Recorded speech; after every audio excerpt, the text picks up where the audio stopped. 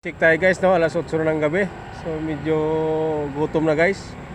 Saka wala na rin nagbo-booking guys. Medyo kanina pa ako nag-aantay, wala talaga eh.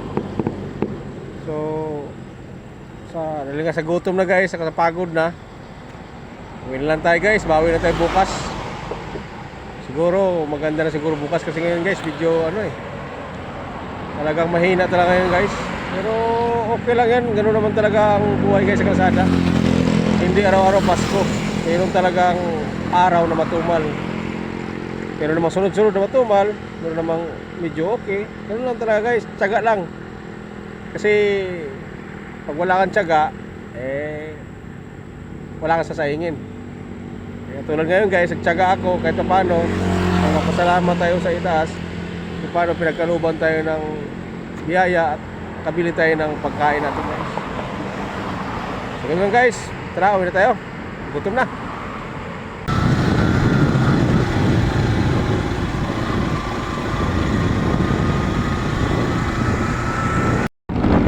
Guys, uwi na tayo guys.